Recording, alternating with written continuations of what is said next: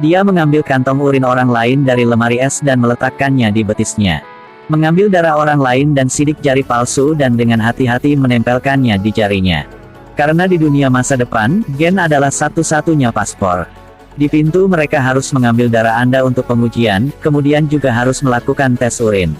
Aktor utama lahir dengan cacat gen.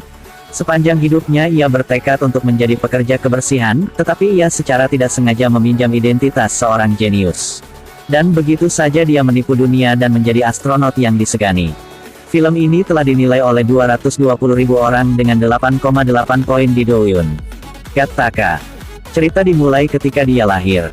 Dalam waktu dekat, masyarakat akan mempraktekkan kebon.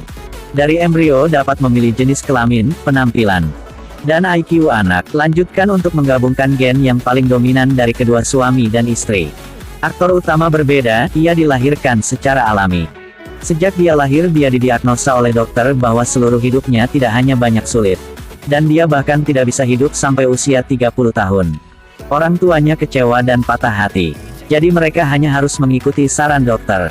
Menggunakan seleksi embrio buatan untuk menghasilkan saudara dengan gen yang baik. Memang, sejak usia muda, aktor utama lebih pendek dari saudaranya, lebih lemah, apalagi ia terlahir rabun jauh.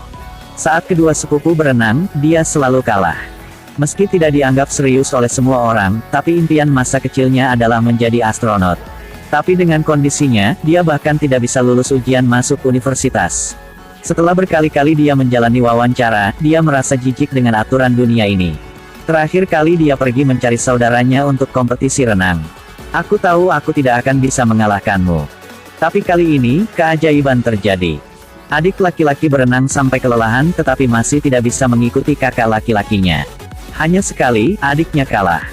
Saudara laki-laki itu memenangkan kontes dan memenggal kepalanya di foto keluarga. Meninggalkan rumah dan tidak pernah kembali. Aktor utama pergi ke badan antariksa yang selalu dia impikan dan menjadi staf kebersihan di sini. Hidup dalam debu tapi dia bisa melihat ke langit. Ketika tidak ada seorang pun, dia akan membayangkan dirinya sebagai seorang insinyur sejati. Dia diam-diam bertahan dalam latihannya, tetapi dia mengerti bahwa melakukan itu juga tidak mengubah apapun. Karena hasil tes darah itu penting. Melihat arus orang yang lewat, dia pikir tidak ada perbedaan antara dia dan mereka. Aktor utama memutuskan untuk mengambil risiko, pergi mencari pedagang di pasar gelap. Karena selalu ada para jenius yang tidak beruntung di dunia ini. Mereka hanya dapat menggunakan identitas mereka yang berharga untuk transaksi ilegal di pasar gelap. Pedagang itu memperkenalkan satu orang kepada aktor utama. Tapi karena kecelakaan, dia sekarang hanya bisa duduk di kursi roda dan menjalani kehidupan yang cacat. Mereka berdua bekerja sama dan memutuskan untuk mengganti identitas masing-masing. Aktor utama pergi untuk memperbaiki penglihatannya, memasang kawat gigi, dan mengubah gayanya. Tapi semuanya sama sekali tidak sulit, kesulitan sebenarnya adalah bahwa si jenius lebih tinggi darinya. Untuk bisa mencapai tinggi badan yang sama dengan jenius, aktor utama ini tak segan-segan memutuskan untuk mengamputasi kakinya untuk menumbuhkan tulang. Dia juga berlatih untuk tidak kidal. Setelah semuanya siap, dia mengenakan kantong urin jenius dan pergi ke badan antariksa. Selamat. Bagaimana dengan wawancaranya? Ini wawancaranya. Berdasarkan gen yang dipinjam, aktor utama dengan mudah diterima di badan antariksa. Kemudian, satu langkah ke awan, ia menjadi astronot. Dan jenius tinggal di rumah untuk menyiapkan cukup urin, kantong darah, dan sidik jari palsu. Keduanya bekerja sama dengan sangat baik sampai sebuah insiden terjadi. Seorang supervisor dibunuh. Ketika dia masih hidup, dia selalu mencoba untuk menggagalkan rencana penerbangan aktor utama. Sekarang dia sudah mati, aktor utama tentu saja akan menjadi tersangka nomor 1. Polisi yang bertugas menyelidiki pembunuhan ini adalah adik laki-lakinya. Di TKP, aktor utama tidak berhati-hati untuk meninggalkan sehelai rambut. Rambut ini dikirim ke laboratorium untuk dianalisis. Di layar segera muncul informasi pribadi sebenarnya dari aktor utama. Petugas polisi yang bertanggung jawab atas analisis adalah adik laki-lakinya. Dia mengetahui bahwa aktor utama dulu bekerja sebagai staf kebersihan di sini pada beberapa tahun yang lalu dan kemudian dia pergi. Kini rambutnya telah muncul kembali di tempat kejadian, sehingga tentu saja ia menjadi tersangka nomor 1 dalam pembunuhan ini. Polisi memberikan foto aktor utama kepada Direktur Badan Antariksa. Tetapi Direktur tidak mengetahui bahwa orang ini dulunya adalah astronot yang terkenal di sini. Aktor utama masih belum tahu identitas aslinya telah terungkap. Saat ini dia sedang berolahraga di ruang gym. Adiknya berdiri di belakang. Detak jantungnya menjadi tidak menentu dan buru-buru meninggalkan tempat kejadian. Karena sangat stres, dia meminum segelas air, lalu memberikannya kepada petugas kebersihan. Aktor utama kembali ke rumah dan memberitahu jenius yang bekerja sama dengannya bahwa ini tidak bisa disembunyikan lagi, kita harus segera menghentikannya. Dia sangat menyesalinya dan akan membuang darah dan urin yang disiapkan oleh si jenius. Jenius yang marah. Berhenti. Itu milikku. Aku bisa saja memberikan identitasku kepada seseorang yang lebih berani darimu. Si jenius keluar untuk mencari udara segar, mendorong kursi rodanya untuk berjalan-jalan, dan bertemu dengan seorang polisi yang sedang berpatroli. Meskipun hasil tes menunjukkan padanya, tetapi polisi masih meragukan. Bagaimana seorang astronot terkenal bisa cacat? Kata cacat ini membuat si jenius marah. Dia tidak peduli tentang rahasia itu terungkap atau tidak dan mengejar polisi dan menegur. Kenapa kamu berani menanyaiku? Ini pelecehan. Untungnya, polisi mengakui kekalahan dan pergi. Tapi aktor utama tidak seberuntung itu. Gelas yang dia gunakan untuk minum air dibawa kembali oleh polisi untuk diselidiki. Hasil analisis air liur mengungkapkan identitasnya. Kali ini polisi berspekulasi bahwa petugas kebersihan tidak pergi sebelumnya. Dia baru saja mengubah identitasnya dan dia masih bersembunyi di badan antariksa. Untuk mengetahui kebenarannya, polisi tiba-tiba melakukan penyelidikan. Kali ini polisi memerintahkan seluruh staf badan antariksa untuk melakukan tes darah vena. Dia tidak bisa melarikan diri kali ini. Tapi polisi sekali lagi meremehkan aktor utama. Saat giliran aktor utama yang diuji, dia tegang dan duduk menyaksikan suntikan itu mengenai pembuluh darahnya. Tetapi dokter tidak menyadari bahwa dia memegang tabung darah jenius di tangannya. Dokter hanya melihat bahwa aktor utama mengambil kesempatan dan berpura-pura kesakitan untuk berdiri dan memarahi. Kemudian dia diam-diam memasukkan tabung darah ke dalam sakunya. Begitulah cara dia melarikan diri kali ini. Polisi masih merasa ada yang salah sehingga mereka ingin melakukan tes lagi, tetapi Direktur Badan Antariksa menolak yang keras. Acara peluncuran ini hanya terjadi setiap 70 tahun sekali, jadi sangat penting untuk mempersiapkan debut tepat waktu.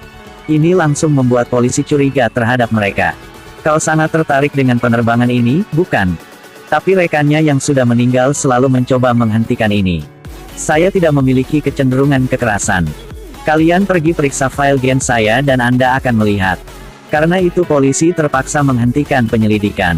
Penyelidikan menemui jalan buntu. Aktor utama juga menghela nafas lega dan mulai berkencan dengan gadis yang disukainya. Tapi polisi tidak menyerah. Mereka menutup seluruh bar. Aktor utama akan diam-diam menyelinap keluar melalui pintu belakang tetapi dia masih bertemu polisi. Dia hanya bisa merobohkan polisi dan menyeret pacarnya untuk lari ke gang. Adik laki-laki adalah seorang detektif polisi. Dia tidak tahan lagi dan dengan keras memanggil nama asli saudaranya. Vincent. Jenius memutar kursi roda dan melempar ke depan dengan kekuatannya. Dia tidak peduli dengan rasa sakit jatuh, merangkak ke atas dengan lengannya. Di luar polisi membunyikan bel pintu. Dia menggunakan semua kekuatannya untuk berdiri. Halo. Kami menemukan Jerome Marrow. Aku di sini, masuk. Jenius mencoba naik kembali ke kursi roda, menyesuaikan dasi. Mengangkat kakinya yang lumpuh, lalu menyeka keringat dari kepalanya dengan sapu tangan. Saat itu, polisi masuk. Baru saja, adik laki-laki itu mulai curiga bahwa kakak laki-laki telah meminjam identitas seorang jenius. Untuk mengkonfirmasi spekulasinya, dia ingin pacar saudara laki-lakinya membawanya ke tempat tinggal saudara laki-lakinya. Kau benar-benar tidak tahu siapa dia. Aktor utama sedang terburu-buru untuk memanggil si jenius sehingga adegan ini terjadi. Adik laki-laki itu merasa kecewa ketika jenius berada di depan. Apakah tebakanku salah? Jenius terus berpura-pura menjadi pacar gadis itu secara alami. Meskipun gadis itu curiga, dia tetap bekerja sama dengannya. Adiknya tidak menyerah dan menginginkan tes darah jenius. Hasilnya tentu saja betul. Orang di layar adalah jenius palsu. Dia berjalan ke bawah, memutuskan untuk pergi ke ruang bawah tanah untuk memeriksa. Kakaknya bersembunyi di sana sekarang. Sementara, ribuan pound menggantung rambut, telepon berdering. Rekan-rekan memberitahunya bahwa mereka telah menangkap si pembunuh. Aku akan segera kembali. Aktor utama itu menghela nafas lega. Setelah sang adik pergi, gadis itu akhirnya mengetahui bahwa pacarnya selalu selingkuh. Dia selalu berpikir pacarnya adalah seorang jenius yang sempurna. Tapi jenius yang sebenarnya ada di kursi roda. Dan astronot elit hanyalah orang-orang dengan cacat genetik. Gadis itu tidak bisa menerima ini sekarang, jadi dia pergi. Aktor utama mengejar. Aku bahkan tidak tahu siapa kamu. Aku masih orang yang sama seperti kemarin. Kamu lahir secara alami. Aku hanya ingin memberitahumu segala sesuatu mungkin terjadi. Di sisi lain, pembunuhan juga berjalan dengan baik. Pelaku sebenarnya yang mengaku adalah direktur. Dia tidak bisa menerima bahwa dia tidak bisa melihat penerbangan ini saat dia masih hidup. Jadi dia secara brutal membunuh rekan-rekannya yang menentang rencana ini. Meskipun tidak ada kecenderungan kekerasan dalam jinnya. Kasus tersebut akhirnya ditutup, namun kedua sepupu tersebut tetap harus menyelesaikan masalah ini. Saudara laki-laki itu secara aktif datang untuk mencari saudaranya. Setelah bertahun-tahun, sang adik masih merasa bahwa jin saudaranya tidak cocok untuk berada di sini. Ini adalah kehidupan yang kamu curi. Dua sepupu berdebat sengit. Dan mereka memutuskan untuk bertanding renang untuk mencari pemenang seperti sebelumnya. Mereka berdua pergi ke pantai dan mencoba berenang di kegelapan laut. Kali ini, sang adik kalah lagi. Saya tidak mengerti. Mengapa aku bisa begini? Tapi kau ingin tahu kenapa tidak? Karena aku tidak pernah berpikir aku akan kembali.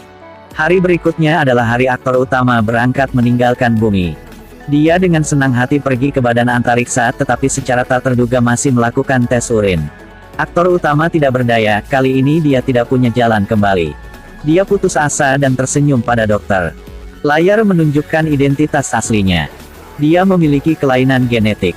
Tetapi dokter itu tidak terkejut, tetapi dengan tenang berkata, "Aku ingin mengingatkanmu tentang ini. Orang yang tidak kidal tidak pernah memegang dengan tangan kiri." Kemudian dokter melewatinya melalui tes urin ini. Pada titik ini, aktor utama mengerti bahwa dokter mengetahui identitas aslinya sejak awal. Hanya saja dokter tidak mengatakannya. Karena aktor utama membawa dalam dirinya impian orang-orang yang tidak sempurna. Di akhir film, aktor utama mengambil rambut jenius dan terbang keluar angkasa. Dia hanya ingin meminjam identitas orang lain, tetapi dia bisa mewujudkan mimpi yang sepertinya tidak bisa dia wujudkan. Meskipun keseluruhan cerita memiliki banyak skema dan konspirasi untuk identitas palsu, tetapi setelah selesai menonton film ini, perasaan terbesar saya adalah bahwa orang masih harus mengandalkan kekuatan mereka sendiri. Sekarang selamat tinggal dan sampai jumpa lagi.